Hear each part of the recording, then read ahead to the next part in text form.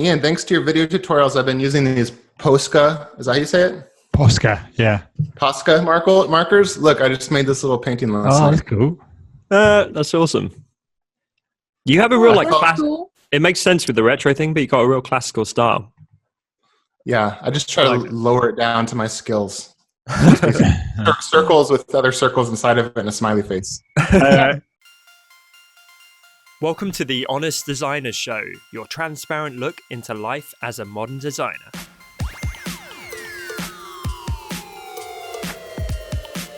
My name's Tom Ross, and I'm the founder at designcuts.com. And this week I'm joined by my fellow Brit and hand lettering expert, Ian Barnard, American retro design expert, Dustin Lee, and the incredibly talented South African illustrator, Lisa Glanz. This week, we're answering some more awesome questions from the listeners. We always love doing these. I wish I had a better intro for this episode, but I don't, so we're going to run with that. But it's going to be fun. There's all kinds of great questions. I'm looking forward to it. So without further ado, let's get into the show. Mic drop. What is up? Boom. Honest designers, boom. Show co-hosts. How are you guys doing?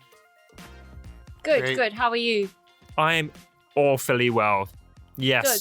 Me too. You said before the call, Lisa, how you really enjoy these episodes. I do, because I think it's like an insight into the listeners and what they're feeling and what they're going through. So yeah, and we get to pat ourselves on the back and just feel so altruistic, right? You know, we're helping people.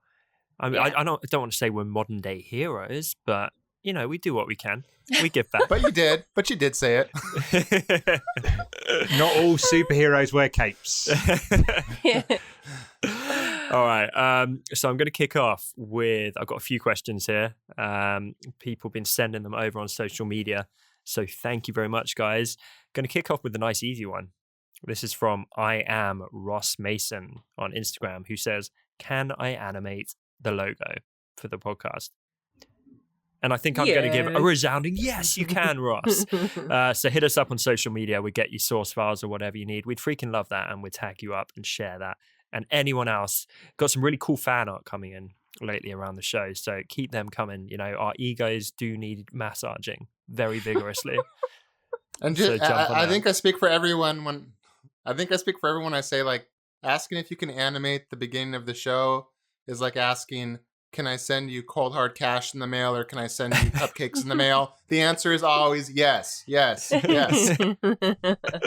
had a birthday in the office today. Someone made and brought in cupcakes. It was a good day. They were very nice, very artisanal looking. I didn't have a birthday and I still had cupcakes today, so I don't know what your excuse is. I mean, and my excuse is, should I say. You shouldn't need an excuse for cupcakes. Exactly. It's always a good day.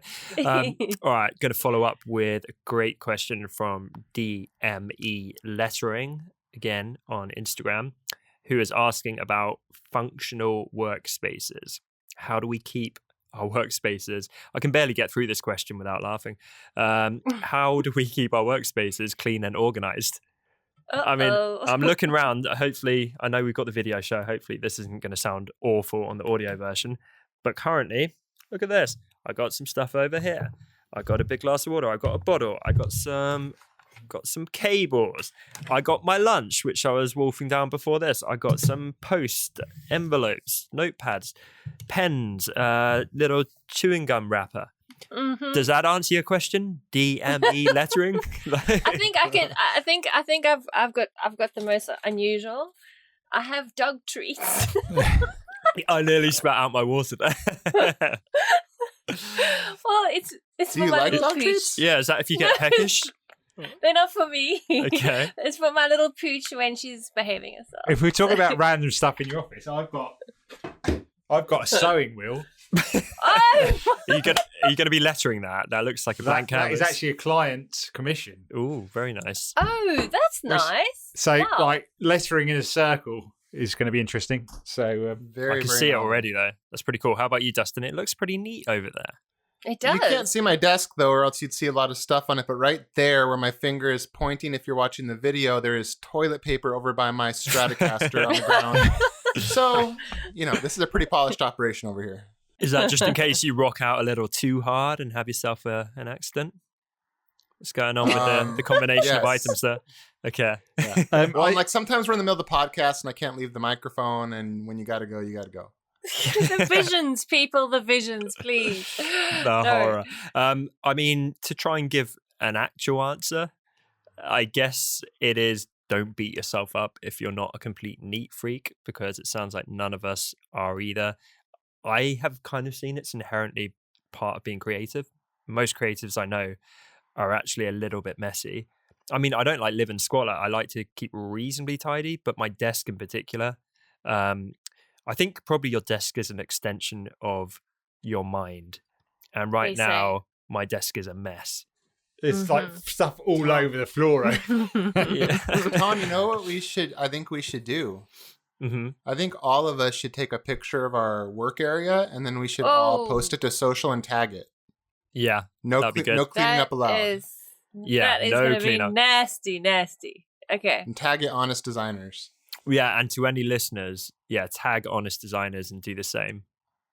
And we want to see your disgraceful workstations. I don't know how to keep it clean and organized. My honest answer is, and this goes for my house as well, so thank goodness we have a fortnightly cleaner, and my girlfriend's pretty good with that stuff.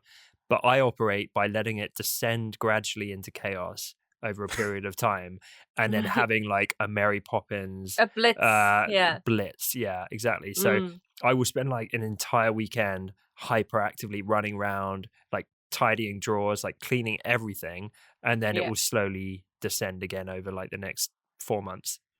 Yeah, that's me. Okay. What do they call that? There's like a word in physics for psychotic. It being a terrible person. No. Well, yeah. It's like it's entropy. Just called being a guy. Entropy? Do I get 5 points for Gryffindor? Yes, thank you. Yes. Entropy. Has anyone? Because my wife has been watching Marie Kondo. Is that the one on Netflix? It is the one on Netflix. Yeah, I haven't seen it. And so my wife has got all Marie Kondo on me, and so I've spent the past 40 years not when I get changed, I just leave it on the floor, or if there's a chair, I leave it on the back of the chair, and then me too. By the end of the week, all my clothes are on it. Yes, floor job. Yeah. But the past 2 weeks, floor job. Next to my bed has been you can see the carpet. All my stuff's been in drawers and stuff like that. If I keep it up for another couple of weeks, I think it's going to be an ingrained habit. And I love it. Yeah. So miracles. We were going to play that one day. As me and my wife were hanging out, we have like an open kitchen living room area, and we were doing some stuff. And I was like, I'm going to put something on I think she'll like. She loves reality shows, and I was like, I think I could watch it. So I went to put it on, and she's like, "Is that cleaning lady?" And I was like, "Yeah." And she's like, "Turn that off." She's like, I'm not, because she was like, I'm not going to have someone that's going to creep into my brain and make me feel guilty. And next thing I know, I'm cleaning for weeks and weeks on end, which I totally relate to. Because, right, you start watching that, it's so hard not to. And this lady feel guilty. Yeah. I think this lady is kind of living crazy, man. Because if you're going to clean to that degree, I have her book. If you're going to clean to that degree, that's going to be your life. Yeah, you got a really clean house, but there's a body in your freezer. Yeah, you spend a lot of time. You know? Yeah, I mean, she's color coordinating her the boxer short drawer by shade. I mean, it's crazy. That's not how I want to live. Is this the woman? You said there's a book. Is it the magic of tidying up or whatever? I haven't read the book, but I read a review and a synopsis of it. And apparently, you need to talk to your items. So it's hello, boxer shorts. That's not where you belong, is it? You belong over here. And it's talking to the objects in your house. Is that the one? Yes. Okay. Yesterday there was an article saying that now is the best time to go to thrift stores and buy stuff because so many people are bringing their really nice stuff to thrift stores because of Marie Kondo. So now you can just go get their stuff. So if you are anti-Marie Kondo, you can go get some really great stuff if you go to your local thrift store. Here, that would be Goodwill. I love that. Yeah. Top tip. I mean, I feel like watching that, and we will get back on topic in a second, I promise. But I feel like watching that show, it would be like watching someone live doing the ironing. That is not my idea of relaxing. No. I tidying is not my alone time. I want to escape. I want to watch something cool. But there is something that I started doing, I'd say about 6 months ago, and I'm actually not too bad keeping it up. So I have this rule before I leave for the day, my office. I have to tidy up my immediate working area. So just put stuff away, so at least when I come back the next day, just that area that I immediately work around is clear. So it just keeps the avalanche of junk at bay. Just for a little bit. And it seems to work, so maybe they can if you didn't do that, we'd have to go and send a rescue team just to sort of dig you out. I'd be buried in a few months. Absolutely buried. There's a little clip or a gif or something where this lady opens a cupboard, and those Tupperware, is it Tupperware in the US? And my Tupperware cupboard looks like she opens the cupboard, trying to find one lid, and there's about 1,000 lids fall on top. Sounds about accurate. That's everyone's sort of Tupperware cupboard. I love that. Goodness. All right, next question is from this is very hard to pronounce name, so if you're listening, I do apologize in advance. On Instagram, Pat Dip I'm so sorry. But they do have a very good question, which is, in fact, this is not a question. This is kind of an aggressive request. There's no question mark. It just says, just share your failures. Artists only post their success. So I'm going to take that as a question. And do you guys want to? Command. Yeah. Do you guys want to? Do you guys want to fulfill this command? Dustin, share a failure. Go. I got a failure while he's drinking his coffee or tea. Yeah, go on. I spent £800 on getting some stuff printed. No one bought it. I remember you talking about this. Is it still in the attic? Still in the attic with all the boxes, with all the envelopes and all the labels and all the other stuff I invested in. And I think we talking about it the other week, where just because someone says, I'd have that on the t-shirt, or I'd buy a print of that, doesn't mean you go out and spend a lot of money getting stuff printed, because actually they're not going to. There's a difference between saying you're going to buy something and actually giving over the money. And so I dipped my toe into a big river of physical products. I got washed away. So that is a good failure, though. Perfect example. How about you guys? I mean, I'm trying to think here. It's just been a stream of successes. What can I say?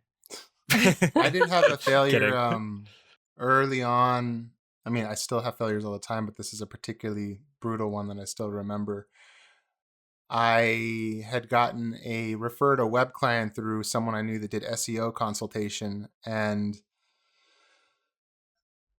for $1,500, I believe it was, I agreed to build this landscape architect's WordPress website with unlimited revisions. Yes.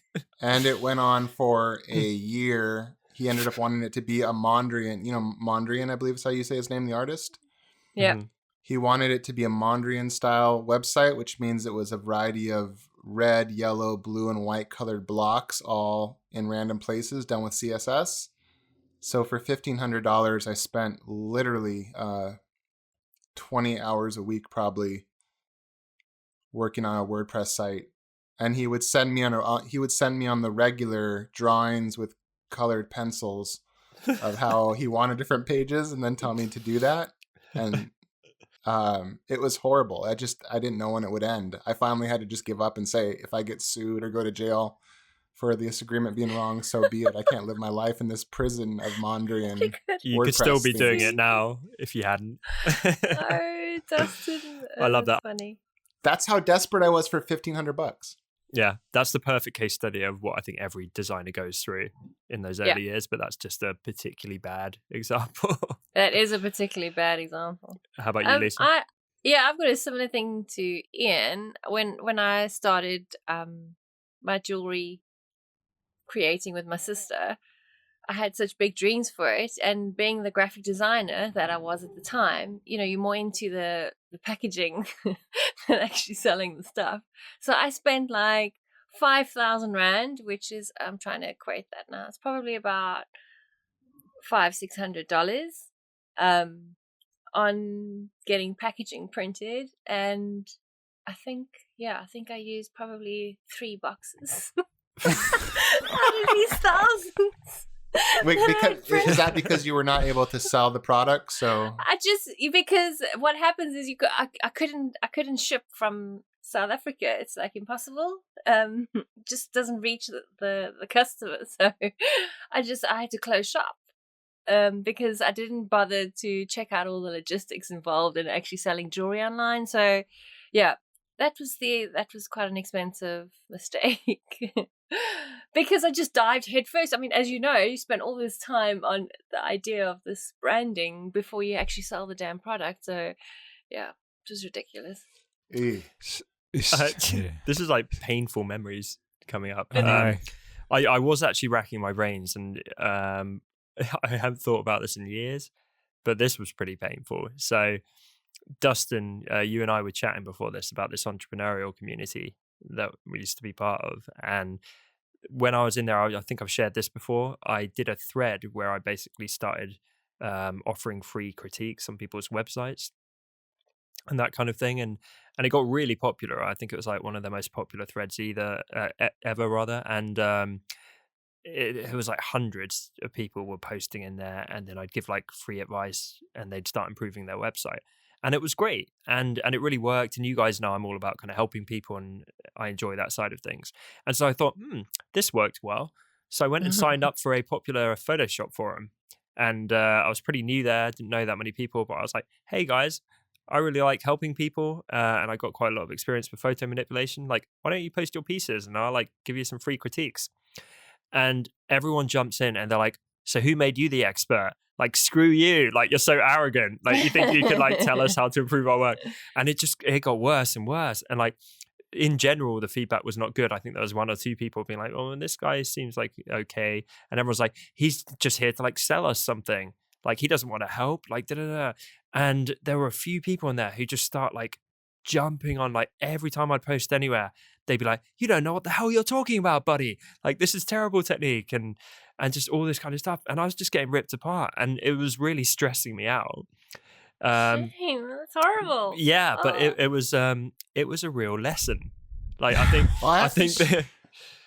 I have to share briefly because this is so similar, and I think it's really changed how I'm thinking about this now. As you guys know, I was on a show that's a YouTube channel called The Future about a month ago, and they interviewed me about Retro Supply and I told the story of how it started, and I shared sales numbers to some degree, and it was mostly positive, but you pay attention to the negatives. And someone had said something to the effect of,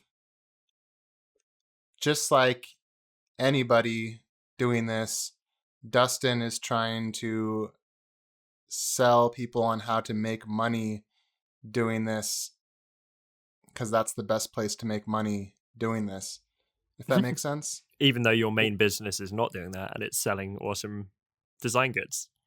Even though like less than 1% of the income I've ever made has been from this side thing, they said that, and it just made me realize like probably the same. I don't know. I guess it just made me step back a little bit and think, I'm not going to share this anymore because I didn't sign up to have people saying stuff like that. Oh, but don't let one person put you off because Yeah. you're helping so many other people. What they've done is they dropped all the people that, say, make money by teaching people how to make money in the same pool. But there's 2 different people. You get the people that actually have gone through the process and are actually helpful, and then there's the other people who like they've got no track record, but they seem to be selling how to get how to travel the world and do that, but they haven't actually done it themselves. So exactly. Check out my Lamborghini. Yeah, seriously, man. Like, if one of us said this, the advice you give us and you're not taking it yourself. So that sucks. I watched that thing. We all did. It was awesome. It's a big show. Like, congrats for being on it. And all the comments were overwhelmingly positive. And everyone was loving what you're doing. And you got to pay attention to that and not let a couple of trolls undermine that. Yeah, I mean, it wasn't really that one person. It was more just I just started to think, I don't know if I want to spend how much of my life I want to spend sharing that. And then I thought, how many other people think that? I mean, I know people do think that, but I appreciate that because I do feel that way too. But yeah, screw what people think. But like anything, if it's not really your thing and won't ultimately make you the happiest, that's a good reason not to do it. Yeah. But if you really enjoy it and you're passionate about helping people with their passive income, and that's your side project, and that makes you happy, like, cool. That's amazing. But screw what anyone else thinks. It normally comes from a place of jealousy anyway. Exactly. Yeah, no one ever hates down. This is what I've learned, right? People only hate up. Someone's doing better than them, and they're gonna be a troll. I never walk past like such a good saying. It is like It is a good saying. I never Wow. walk past a homeless guy who's like begging and struggling on the street, and I'm like, I hate you. Like, you know what I mean? People only look up, and it's like, oh man, like I'm jealous of them, and that's where it comes from. Yeah. Yeah. Yeah. That's so true. Or at least we're not very forgiving of someone that looks down at a homeless person and says, "Get a job, you bum," or something. I mean, someone says something like that. We're like, let's go beat up that guy that just said that. I mean, no violence on this show, please. But you know what I mean? Like, we don't, like, no one likes hearing someone, Yeah, but, and you know, Dustin, that person who, or people who think that, which I don't think there's many, I have to say, I really don't think there's many. They also don't know you, and they don't know all the additional free hours that you've given to people, like writing articles and your free videos and this podcast, the podcasts and all that kind of thing. I mean, it's endless. So whoever's saying that or thinking that clearly isn't part of this planet, and they're not welcome in this universe. Well, the funny part is oftentimes these people have not watched or read. I'm sure in your situation this is the case too, Tom.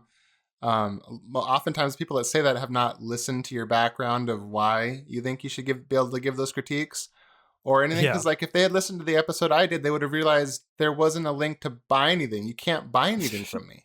Yeah. There's nowhere to buy. So I was like, if this is a way for me to make money, this is a horribly planned out. It's a terrible business plan. Terrible execution.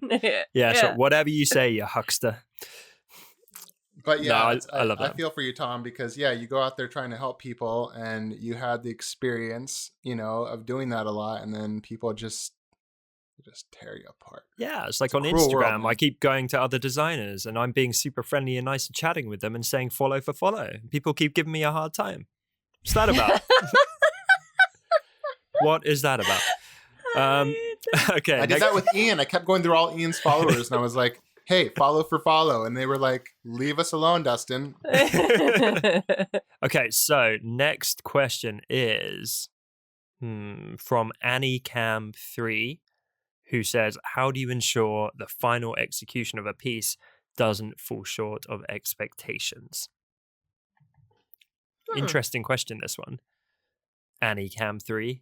I like it. It is. It's kind of asking how long is a piece of string. That's quite tricky. Okay, so you got expectations for your piece. Normally, I hope that it's going to be good. How do you ensure that it becomes good? It becomes everything that you dreamed of. I guess a lot of this comes down to, it's like the planning and the execution phases, right? So I think you saw the other day, I put out a YouTube episode about web design. And I've really changed how I used to go about it, because it was similar to my art, actually. When I was doing illustration or drawing at school, I'd do a portrait and I would start by drawing a perfect eye. And then I would draw like a pretty nice nose next to it. And then I'd draw the other eye and be like, shit, that's slightly out compared to the first eye. Because I didn't do the bit of like, planning out the, what do you call it, proportions of the head. And I didn't sketch it out. I just went super detailed and then kind of expanded from there. So by the end, it was like quite a nicely drawn Mr. Potato Head, because it was all stuck together. And I used to do the same thing with my websites. I would just jump straight into the deep end. And I've learned over the years that you should do stuff like wireframing. You should do stuff like actually planning out what's going to go on it and preparing some of the copy and do that legwork. And in the example of website design, when you've got all these pieces together, when you start, you can hit the ground running because you've got like complete clarity. You've kind of planned it out in your head. You planned out the various stages and you can just build it much more efficiently instead of like trial and error. And I think the same can be said for a lot of creativity. I appreciate like illustration might be a bit more free flowing than that. Yeah, but you like, still need planning. Yeah, I was going to say, like, how would you plan a piece, Lisa? I think Dustin wants to say something quite desperately. Go for it, Dustin. No, I don't. It's not. I don't quite desperately. Please. Oh, okay. Well, I mean, the same for illustration. You have to have some kind of vision of your final piece, and what it is that you're trying to achieve, and that requires planning. And obviously, there's free flow and there's creativity. You don't want to stifle, but at the same time, you also don't want to be spending hours just plucking ideas out of nowhere. So it does help to plan, definitely. Yeah. So bit more detail. What does that look like? Say you're going, your next piece is the cutest little bunny that ever did live, right? Well, how would you plan that? Well, then you would analyze what is cute. So you'd kind of come up with all the aspects that make something cute, which is usually like a big head, kind of turned in. Great. I didn't realize I was so cute in life. Killing it. Yeah, I have a gigantic head, but no one ever tells me I'm cute. I mean, You're my adorable. head doesn't fit I have to buy custom hats that will fit my head. But no one's ever like, oh wow, he's got a Disney head. It's so gigantic. Oh, Dustin, you are so cute. Yeah. Do people come up and want a photo with you, Dustin? No. Can I share a fun fact? And sorry to interject, Lisa. Yes. My girlfriend taught me this recently. There's a thing called cute aggression. And it's some kind of evolutionary thing where if we find something cute, do you ever get where you're like, it's so cute, I just want to smush it? Yes. That's like a real thing. And I forget specifically, there's some scientific reason where it's because if something's so cute, like the parent, if they didn't want to kind of destroy it in this weird way, they would just be like transfixed and they would just stare at it and wouldn't get anything done. And it would actually like hinder the progress of it. You'd like endlessly stare at this thing, just like, I can't look away. It's the cutest thing. So there's a part where you're like, I just want to get it and like throw it away or like squish it up. It's that's interesting. Kind of weird. But anyway. It is. It's kind of psychotic. Yeah, it is. It's some Freudian stuff. Certain things, I mean, it can be people or it can be objects. Certain things you look at and it's so hard to stop looking at them. And I mean that completely platonically about people. I mean, of course, it doesn't have to be platonic, but that's what I mean. But yeah, you're just like, stop. Like, you know what I mean? Like someone's talking, you're thinking this person looks like too like attractive, man or woman. You're looking at them as they talk and you're like, you need, I don't know, your nose broken or something like that, because it's very hard to like pay attention to what you're saying. Because I'm being honest here. Do you guys ever experience that? Have you guys all been smoking something tonight? Because you all sound psychotic. I know exactly what you mean. And I don't mean to sound harsh when I say this, because I've always been teased for this in my family. I'm just looking at your head now, Dustin, now that you pointed it out. Because I've always been like the big-headed son in my family. We should do a measurement with one of those things around our heads. Anatomically, or I mean, yeah. My head is very big, like like on caps. Like I can't even. You know those caps where they're like the snapbacks. Yeah. Okay, so the only ones I can wear are Aaron Draplin's, because I think Aaron Draplin has a fairly large head. So he's made them so they snap more. But if I buy a regular cap from the store, I would have to snap it on the final snap, which makes it into like a hinge. And it just looks like you're wearing this thing that doesn't even fit onto your head correctly. Oh, I love everything about this. It's like you could headbutt someone to death. How is it that we still have so many people listening to our show when all we do is just talk? Because there's a good other proportion of other people out there like, yeah, I have a big head too. I'm so glad this is happening. Yeah. Shout out to Dustin and I's fellow big heads on it. Yeah. Hashtag honest big designers head. Big head. So sorry, Lisa, you're drawing the cute bunny. You start with a big head. Totally. How am I going to follow after that? Oh my goodness. Yeah, we're getting back to the execution of a piece, so it doesn't fall fall short rather of expectations. So yeah, cute bunny. How do you keep? How do you execute? Yeah, so you need to analyze what makes it cute, what makes something cute, and apply that. And if you want to add an extra whatever, it's, you have to kind of think of accessories that go with it. And so that's all takes quite a lot of planning and thinking of what your final piece is going to look like. So that you can achieve like the best cuteness. So you don't just jump in and start drawing and kind of make it up as you go No, along? I mean, well, in a way, I guess I can only do that now with a bit of experience under my belt in terms of what I think or know is cute. But if you're kind of new to it, you'd have to really think about, okay, so what is going to make this little guy cute? And you can't. I'd be surprised if you're new to it and it randomly ends up cute. That'd be pretty cool if you can do that. I'm just picturing your work, and they all have massive heads. I'd never thought of it before, but they've all got these tiny little bodies that like barely support this gigantic head.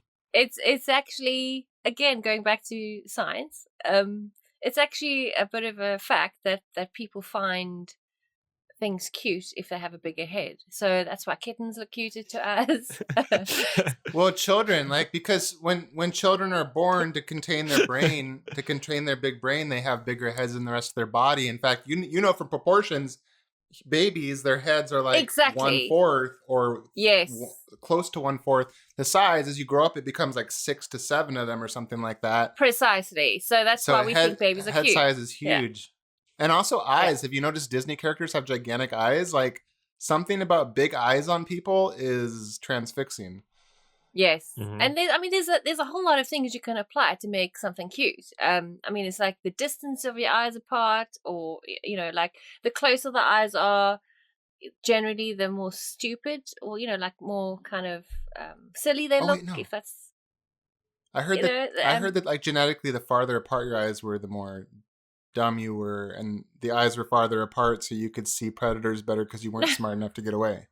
Like deer. Yeah. Like, I literally thought I read that. No, well, I'm talking about how, in terms of drawing, like generally if you put the eyes... Oh yeah, I forgot. This is a show about design and art. Yeah, not anthropology. I think you could be onto something, because one of the dumbest guys I went to school with, his eyes were like pretty close to his ears. So you could have a point. I only feel like I can laugh because my head is like freakishly sized big. As a person with another issue with their proportions. Sorry, Lisa, that was the most roundabout. Sorry to interrupt. I feel like we were getting like a Skillshare masterclass on cuteness as well.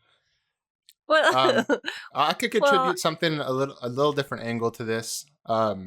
So when we make packs for Retro Supply, to make sure that the end pack is good, we don't start by making things and then hope at the end the pack looks good. We typically start with a product description and then a mock cover. So the cover, we might not even have original art on. We might even make a collage of things to make it look fantastic and then do a description around it. So, right, you're starting with the end in mind. And then the goal is, now we're trying to get to there where whatever we're making gets that result. That way, it's like you need to be looking where you're going, right? Like, yes, I think they've done tests on people. If you put people and you don't let them see sunset and you put them in a forest and tell them, get out of this forest, they'll just start walking in circles like infinitely. So like, but if you like can show them the sun or show them some sort of landmark, of course they'll travel towards it. And I think that applies to your work too. Whatever. Yeah, it's weird because I kind of do the same thing with my packs. I think of the personality of the pack first before I actually finish it or really get stuck into it. So it's like this, as you said, you need an end goal to actually... Yeah, and to be honest, as with most elements of creativity, there's no one true answer. No. So when we're looking at this, Anycam 3, go and pay attention to what people are doing. So some people ruthlessly plan everything and then execute very efficiently. People who are very well renowned, like Aaron Draplin, and you guys know Jacob Cass? Very talented designer. You can check him out on Instagram. He posted this, I think, on his IGTV recently, and it was like a process thing, and it was kind of similar to the Draplin methodology, where you start with a very wide net and then you kind of filter it down to the end result.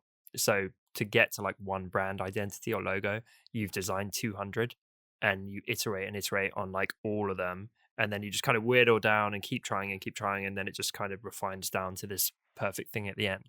I don't really like working like that, but some huge names do. So that just goes to show there's a bunch of ways to do this stuff. Mm-hmm. And I know we need to wrap this question, but I was even thinking with Lisa's, like, creating a cute bunny, she's created confines that have slowly tightened around what she does, where correct me if I'm wrong, Lisa, but I think you have a visual language where you don't have to make these decisions over and over anymore. No, now you know this and that. The head should be exactly. I'm just pulling from really big, like I'm just pulling from my experience that I've already kind of refined, as you said, that works for me. And obviously a whole lot of other people, like, for example, I didn't do big eyes. I literally just do dots for eyes, but there's some illustrators out there that draw cute with these massive eyes, and that really works. So it depends on your style, and it definitely I think to go back to the listener's question, gosh, I think we've gone around in 1,000 circles here, but I think it depends. I think it's important to refine what your expectations are. I wasn't sure if the listener was asking, like, making sure that you reach the client's expectations or their own expectations, but I think it's important to understand, what do you want to achieve out of the piece, and obviously you need to set yourself up in the best way possible to get to that result, and you need to figure out, as Ian always points out, like, what works for you the best. What I do might be completely not non-productive for you, and so on and so on. So it's important to know yourself quite well in that way, and that just takes experience and figuring stuff out as you go. Love it. Wise words. I think we've got time for one final question, and let's go with this one from Victoria Design. Victoria Design asks, any tips or tricks to avoid burnout after working a 9-to-5? And I presume what she means here is if you have a creative side hustle, as opposed to I've just done my 9-to-5 job and I've got home and I'm exhausted. I presume that's what she means. I also think she means she wants to pursue her extra thing. So and this is very common. Like, most of my followers, a lot of listeners of the show, most of your guys' followers, I would say, are doing the creative side hustle thing. A lot of them have jobs. They work hard all day. They get home, they're knackered. They might have kids, might have family, might have other stuff going on.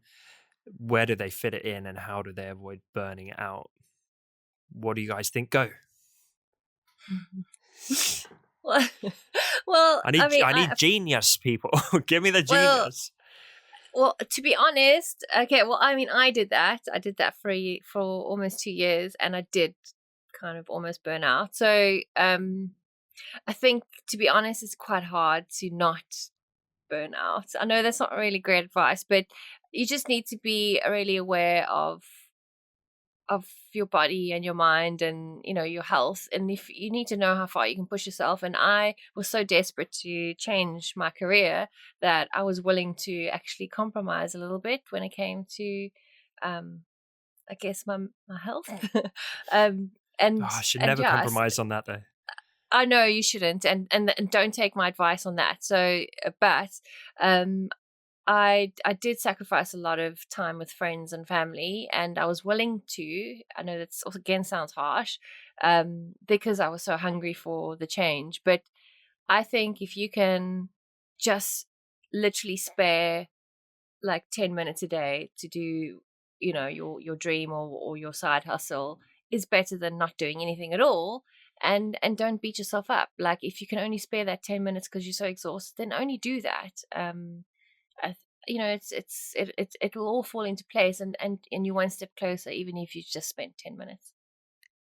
Actually, this if we had more time, there might be a question about what your favorite books are. But something about if you want to make a change, one, you need to be patient because you need to do a habit every day for a long period of time. So like what Lisa says is if you can do just 10 minutes or, and it has to be focused, put your phone in another room. Well said. Make sure it's a period of time where you can just be solely on that, because then you'll fill that time with quality work rather than distracted work. And if you can do that over a long period of time, if you did 10 minutes over a whole year, then that's a lot of minutes. It is. And you can get a lot done if you're focused, as you said. Yeah. I love that advice, Ian. And it is so true. I think it's so easy for people. They get home from the 9 to 5 and they're like, I worked until 2 a.m., but actually they were kind of half on Instagram for 4 hours of that. And it's such bad use of time. That is the time where it's like you actually should be resting, putting in the family time, looking after your health and well-being, and you could still get an equal amount of work done if it was just focused, like you said. Yeah. Have you experienced that, Ian? Sorry? Have you experienced that? I've this is only recently because or it did happen with my ClickFeet. There was that focus that I just literally focused for 30 minutes, an hour on a letter, and then that accumulated. And all with all my posts, it's posting every day for a long period of time. It's not like, and something I actually posted today was just about, which I read in this book, which is called Atomic Habits, is that tiny things over a long period of time mount up. It's like the compound interest. You don't, people don't become rich by saving for a week. They put a lot of money over a long period of time and then reap the benefits at the end. And there's a good illustration about how a bamboo spends 7 years, I think, growing, but you don't see any of the growth. Like the growth the major growth happens after about 5 or 6 years, and then suddenly in 6 months to a year, it grows taller than any other tree and faster than any other tree. But you've got under the ground, you've got this 5-6 years of people just don't know what's going on. And that's a bit like, it's a bit like social media, a bit like learning a craft, where there's lots of times where nothing's happening and then suddenly it happens. And he gives an illustration in his book of like a stone cutter, where it's hammering away for 100 times, and then it's the 101st time that the stone will then crack or whatever it happens to it. But it's not that 101st time that it made it crack. It's all the 100 that go before it. Mm-hmm. So overnight successes look like overnight successes because they're not. It's actually because watching all the other 100 steps or however long it took you are not very interesting. It just looks like it when that happens. So massive successes never come from massive actions. They come from tiny little, everyday, small, little habits. In front of I would 100% agree with that. So before I worked for myself, I worked for a company called Pay to Exist. We were consulting people on making a solopreneur business, single person business, company of one, whatever you want to call it. And then after that, I did passive income for designers, where I was trying to teach designers how to make a side hustle.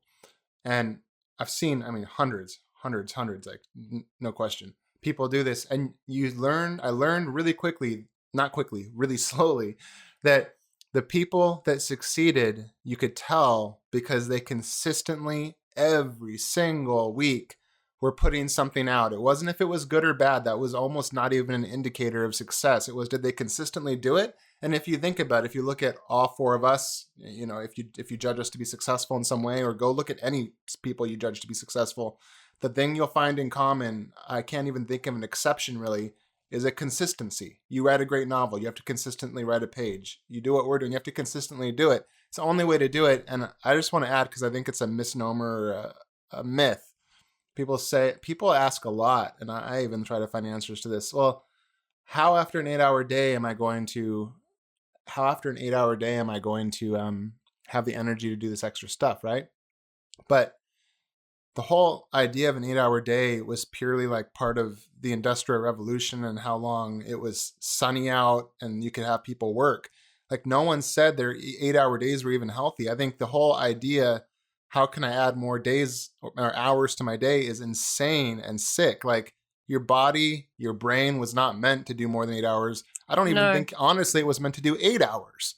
So like Lisa said, it's unhealthy, it's unsustainable, and the only option is to do a little bit at a time. Or if you want to, you can trade your health, or you can trade your time, your relationships, or you can trade the money you make from your job, and you can use that extra time to do it.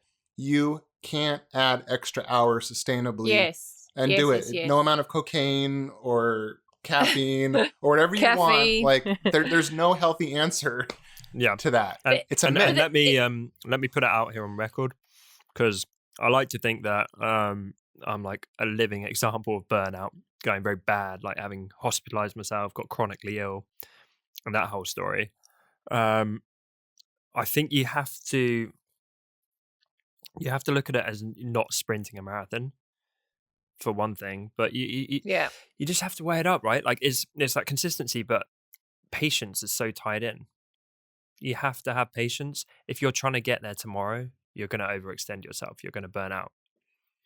And you just have to decide what's the right balance. Like Dustin said, if you can sacrifice in the short term, but you don't want to completely like ruin yourself in the process. But you could be like a little bit more stressed and, you know, see your friends less and have less of a life and get there quicker. It's a balancing act. The way I describe it is like the sweet spot. And I've had to do this, like have self-awareness. So realize if I know, for example, if I work like 13, 14, 15 hour plus days, that's my burnout zone. I know if I work 8, 9 hour days, it doesn't tend to align with my ambitions. And if I kind of do like 10, 11, 12, that's my sweet spot where I can work super hard, get a lot done, but just about avoid going to the bad place. So that would be my kind of tip. Like have that awareness and realize everyone's different. Don't base your framework on mine. You could do a 9 to 5. You could get home and realize you can comfortably work an hour every night. And if that hour is focused, you make great progress. Awesome. But if you work 3 hours, then you become miserable and cranky and not fun to be around. And your mental health suffers. Like it's different for everyone, basically. If you want proof of this, go find someone that does 15 or 17 or 18 hour days. Go find me that person and I'll show you a miserable person. You don't find people that do 15 and 18 hour days that are like, this is my best life. This is good. This has been real good. No. And the very common thing as well, where everyone or certain people in the spaces we run in, they're like, well, if you really love it, it's not really work. It doesn't feel like work. Like, I can assure you it does.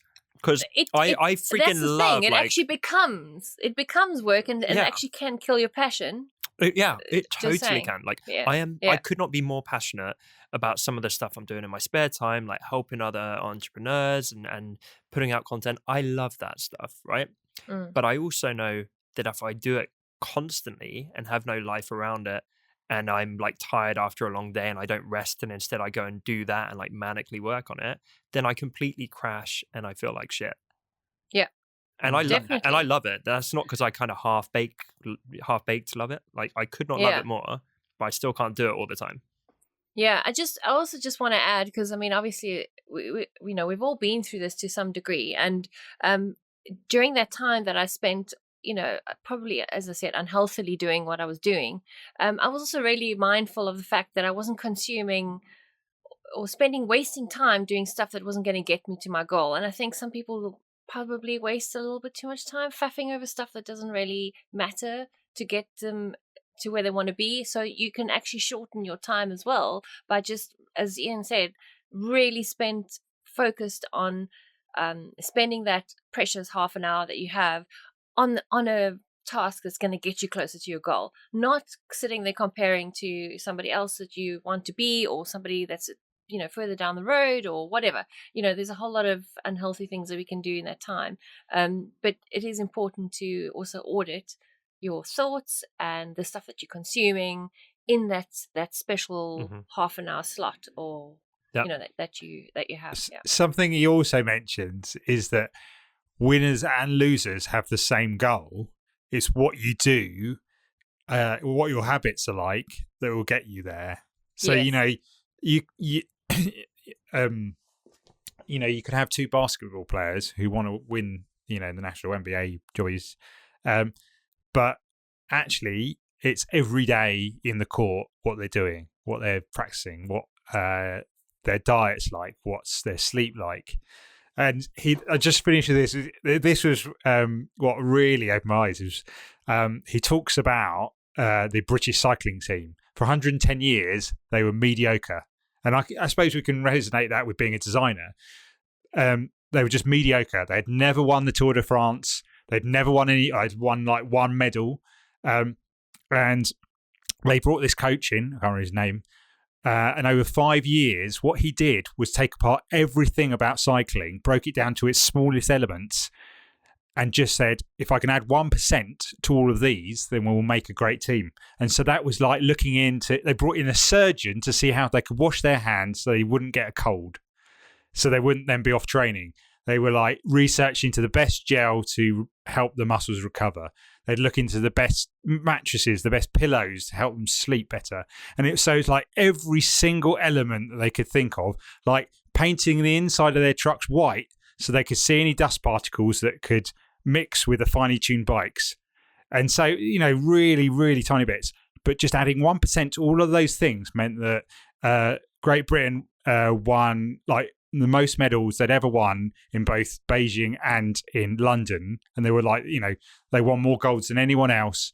They had 5 out of the 6 Tour de France wins, time after time. And they started off with mediocre and now are like the top of the world in terms of the quality of the cycling in the UK. And it was all because of just adding 1%. Just that 1%. And if you can do that over a year, or if every day you can just increase by 1%, then you become, I think it's 37% better as you are, at base level. You become 37% better. Which is huge. I mean, I know. it's huge.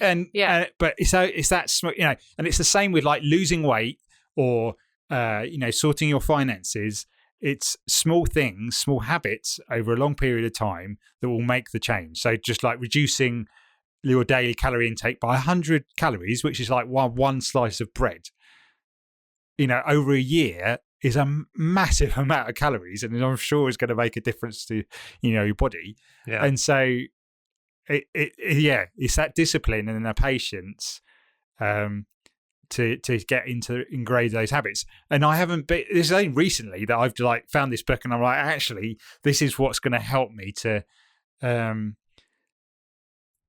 get better at doing all the stuff I need to do. It also fights overwhelm, doesn't it?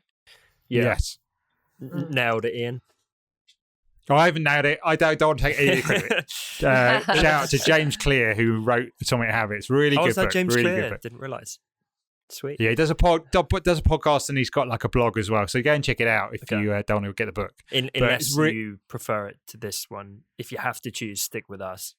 If you only have time for one podcast, as a second don't podcast. go check it out. But if you've got room for 2, we won't be jealous. That's fine. Better yet, let's just get him onto the podcast. Yeah, that works. Oh, that would be cool. Kind of monopolizing everything and getting it. Sorry, I'm going evil there. No, Victoria Design, I really hope that helps everyone else. Thank you for the fantastic questions. I enjoy these ones. They're fun. Yes. Keep them coming. It's variety. Old sailor told me it's the spice of life. So hope you guys enjoyed this one. We will see you this time next week. Thanks as always for tuning in. Take care. Have a creative week. And we'll see you soon. See you later. Bye. Thanks so much for listening to this week's episode. As always, you can find full show notes over at honestdesigners.com or find us over on iTunes and now Spotify by searching for The Honest Designers Show. And remember, we're now on social media too, if you search for Honest Designers. If today's episode helped you, then it would mean the world to us if you took just a moment to leave us a quick review over on iTunes, as this is one of the best ways for other designers to discover the show. Thanks again for tuning in, and we will see you next week right here on The Honest Designers Show.